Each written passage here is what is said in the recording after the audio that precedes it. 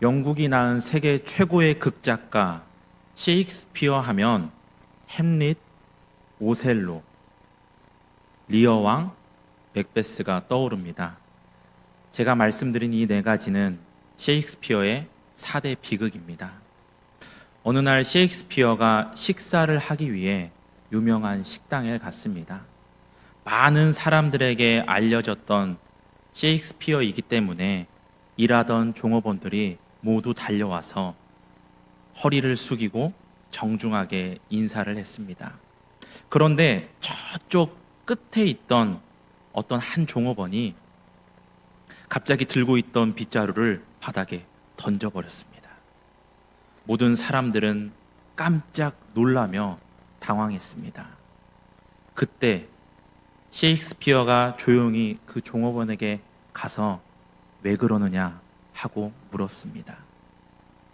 그는 대답했습니다. 선생님은 인생을 살면서 모든 사람들에게 존경을 받는 유명한 사람인데 저는 이곳에서 사람들의 발자국이나 청소하고 있어서 참 제 처지가 그렇습니다. 제 처지가 너무나도 화가 납니다. 라고 이야기를 했습니다.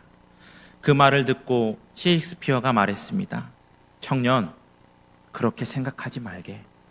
나는 이 펜을 들고 이 우주의 일부분을 아름답게 묘사하고 있지만 자네는 빗자루를 들고 이 우주의 일부분을 이렇게 아름답게 청소하는 것이 아닌가. 자네의 작은 진실을 세상 사람들은 몰라주더라도 분명히 알고 계신다네. 자네나 나나 하나님이 보시기에는 똑같은 직업을 가지고 있는 것이네. 이 말을 듣고 청년은 빙그레 웃으며 자신감을 가지고 다시 빗자루를 들고 일을 했다고 합니다. 우리는 살아가면서 수많은 사람들을 만나고 살아갑니다. 남녀노소 다양한 사람들을 만나 소통을 합니다.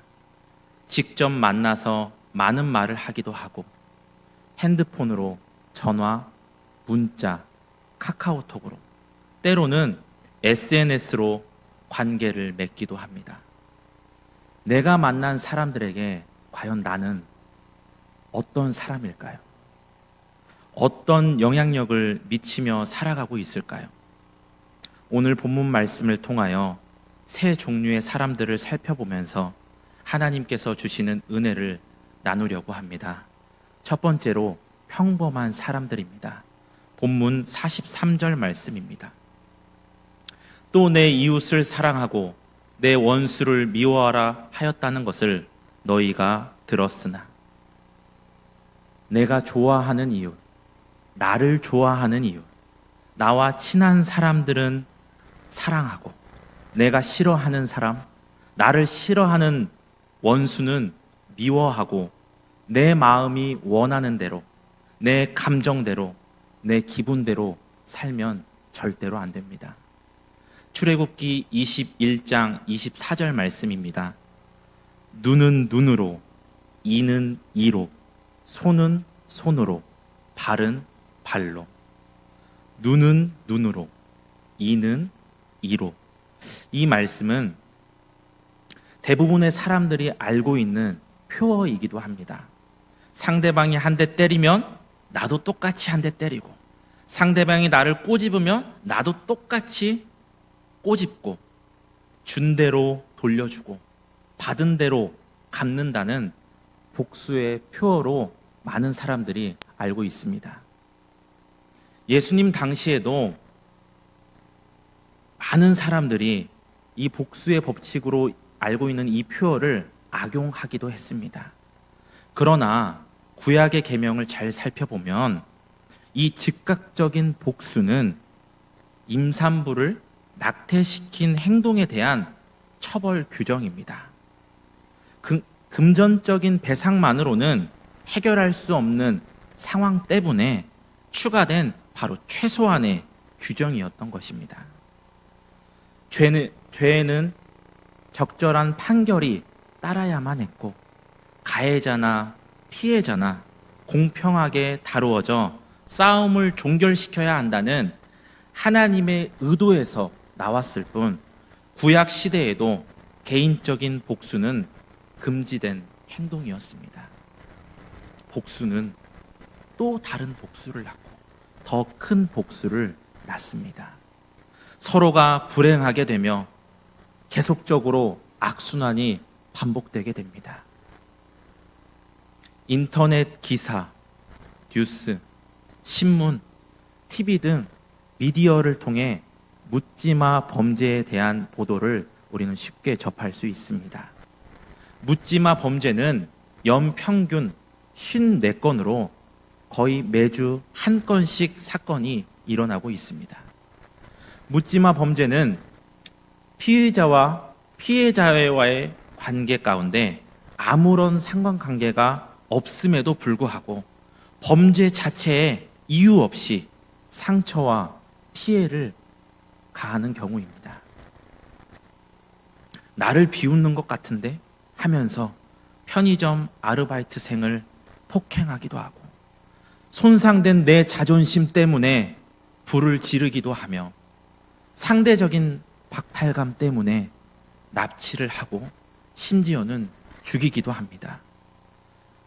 평균적으로 한 주에 한 건씩 일어나는 이 묻지마 범죄로 인해 많은 사람들은 불안한 마음, 두려운 마음을 가지고 살아가고 있습니다. 묻지마 범죄뿐만이 아니라 우리가 속해 있는 공동체 안에서도 서로를 향한 미워하는 마음, 시기하는 마음, 질투하는 마음 등 불편한 마음을 가지고 있습니다.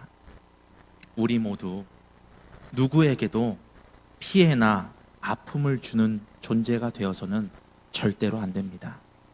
나 때문에 불행한 사람이 없어야 합니다. 혹시 여러분의 마음속 미워하는 사람이 있습니까? 내 안에 있는 그 미움은 원수가 되고 원수는 점점 많아지게 됩니다. 결국 내 자신도 미움의 포로가 되어 불행한 삶을 살 수밖에 없습니다. 하지만 내 안에 사랑이 있을 때, 사랑을 할 때 그 미움은 거짓말처럼 싹 사라지게 됩니다. 평범한 사람들은 이웃을 사랑하고 원수를 미워하지만 하나님의 자녀들은 원수까지도 사랑함으로 이웃을 만드는 사람들입니다. 사랑하는 동북교회 성도님들 마음 가운데 귀한 하나님의 말씀을 통해 미운 마음은 사라지고 사랑의 마음으로 가득가득 차서 모두 사랑의 사람들이 되시기를 간절히 원합니다. 둘째로 바로 신앙의 사람들입니다. 본문 말씀 44절입니다. 나는 너희에게 이르노니 너희 원수를 사랑하며 너희를 박해하는 자를 위하여 기도하라. 예수님께서는 원수를 미워하지 말고 사랑하라고 말씀하십니다. 예수님이 말씀하신 원수가 누구인지에 대한 견해는 다양합니다. 첫 번째로 예수님 당시 유대인들은 이방인을 향한 미움이 컸기 때문에 원수로 생각하기도 합니다. 둘째로 또한 공동체를 박해한 사람들을 원수로 생각하기도 했습니다. 너희 원수를 사랑하며 너희를 핍박하는 자를 위하여 기도하라. 기도하라. 원수를 위해 기도하라는 것은 박해하는 사람을 축복해 주는 것을 의미합니다. 눈에는 눈, 이에는 이 구약의 규례를 초월하는 새로운 계명이 바로 사랑의 계명입니다. 예수님께서는 이러한 새 계명을 주심으로써 율법의 본래 의미를 찾아주셨습니다. 원수를 사랑하며 그들을 위해 기도하는 사람은 하나님의 뜻을 행하는 바로 신앙의 사람입니다. 제가 섬기고 있는 부서는 1학년, 2학년, 3학년 아이들이 모여있는 유년부입니다. 유년부 어린이들과 매주 말씀을 통해 은혜를 나누는데 거의 매주 설교 시간마다 제가 유년부 어린이들에게 묻는 질문이 하나가 있습니다. 유년부 친구들, 여러분은 누구인가요? 라고 묻습니다. 우리 아이들은 살짝 미소를 띄우며 큰 소리로 이렇게 대답합니다. 저는 하나님의 자녀입니다. 저는 예수님의 제자입니다. 사랑하는 동북교회 성도님, 여러분은 누구입니까? 하나님의 자녀이자 예수님의 제자입니다. 곧 그리스도인입니다. 그리스도인으로서 신앙의 사람들은 하나님의 뜻을 행하는 사람일 뿐만 아니라 하나님의 성품을 드러내는 사람들이 되어야 합니다. 자연히 선한 사람과 악한 사람을 구분하지 않고 따스한 햇빛을 비추듯 모두를 사랑하는 마음으로 하나님의 마음과 성품을 나타내는 신앙의 사람들이 되어야 합니다. 그리스도인의 사랑이란 내 감정에 따라서 좌우되는 상대적인 것이 아니라 무조건적으로 실천해야 할 의무가 그 사랑입니다. 원수를 위하여 기도하는 것은 그 원수를 사랑하는 가장 확실한 방법입니다. 마음에 들지 않거나 미워하는 사람이 있으면 우리는 더욱더 간절한 마음으로 하나님께 기도해야 합니다. 기도하면 하나님께서 원수를 친구로 변하게 하십니다. 사랑의 열매는 기도이고 기도의 열매는 사랑입니다. 기도와 사랑은 믿음입니다. 곧 신앙입니다. 신앙의 사람은 언제나 기도와 사랑이 충만해야 합니다. 마지막으로 사명의 사람들입니다. 본문 말씀 48절입니다. 그러므로 하늘에 계신 너희 아버지의 온전하심과 같이 너희도 온전하라. 하늘에 계신 아버지의 성품을 닮을 것을 48절은 요구하고 있습니다. 아버지의 온전하심과 같이 너희도 온전하라. 온전하다. 이 온전하다를 헬라어로 텔레이오스라고 합니다. 텔레이오스. 이 텔레이오스라는 단어는 히브리어 타밈을 번역한 헬라어입니다. 히브리어 타밈, 즉 완전한, 온전하는 온전한 마음으로 하나님께 속하는 것을 의미합니다. 사명의 사람들은 하나님의 사랑을 본받아 원수조차도 사랑함으로써 여호와께 전적으로 헌신하는 것을 의미합니다. 우리의 하나님만이 완전하시며 우리의 하나님만이 온전하십니다. 하나님, 저는 하나님의 자녀입니다. 하나님, 저는 예수님의 제자입니다. 라고 고백하는 우리는 오직 하나님만을 바라보고 오직 하나님께만 순종하고 하나님께 충성해야 합니다. 몸된 교회를 일으키는데 헌신해야 합니다. 어떠한 상황 속에서도 흔들리지 않고 헌신해야 합니다. 살아도 주를 위해, 죽어도 주를 위해 헌신해야 합니다. 어렵고 힘들지만 그 헌신이 사명이기 때문입니다. 우리의 생명보다 더 귀한 것이 바로 하나님의 사명입니다. 사명이란 목숨을 바쳐서 일한다는 것입니다. 우리는 사명을 위해 헌신하는 하나님의 사명자들입니다. 각자에게 주신 하나님의 귀한 사명이 있습니다. 사람이 볼 때는 크고 작을 수가 있지만 하나님께서 보시면 모두가 크고 귀하고 중요합니다. 하나님께는 모두가 필요한 사람들이고 사랑하는 사람들이기 때문입니다. 하나님의 나라와 교회는 사명의 사람들로부터 확장됩니다. 어떤 큰 도로에 아스팔트 길에 아스팔트가 조금씩 일어나고 있었습니다. 사람들은 이렇게 튼튼한 아스팔트가 일어난다고? 왜 일어나지?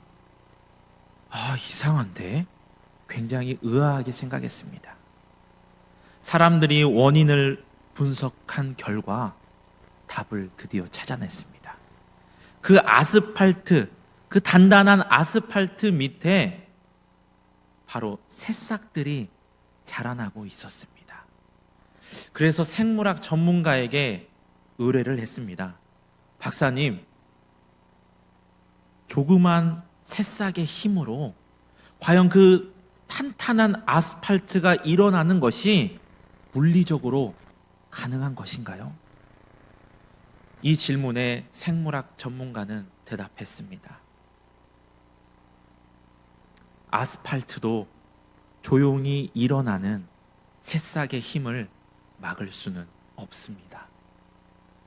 사랑하는 동북교회 성도 여러분, 삼남성교회 여러분, 조용히 일어나는 새싹과 같이 조용히 묵묵히 사명을 감당하시기를 바랍니다. 하나님께 전적으로 순종하며 우리는 헌신해야 합니다. 오늘 우리에게 숨을 쉬게 하시고 생명을 주신 것은 바로 하나님의 사명 때문입니다. 사명은 우리가 이 땅에 살아갈 이유입니다. 내 힘도 아니고요, 내 의지도 아니고요, 내 뜻도 아니고 오직 주님이 주시는 능력으로 끝까지 사명을 감당하시길 바랍니다. 비바람이 갈 길을 막아도 기쁨으로 온전한 헌신으로 사명을 감당하며 하나님께서 기뻐하시는 믿음의 성도님들이 다 되시기를 간절히 바랍니다. 기도하겠습니다. 하나님 아버지, 이 시간 말씀 주시고 깨닫는 은혜 허락하시니 감사합니다. 저희들 모두 주신 말씀 그대로 순종하게 하시고 예수님 사랑 가지고 원수도 사랑하게 하옵소서. 온전한 헌신으로 사명의 사람으로 하나님께 영광 돌리게 하옵소서. 예수님의 이름으로 기도드립니다. 아멘.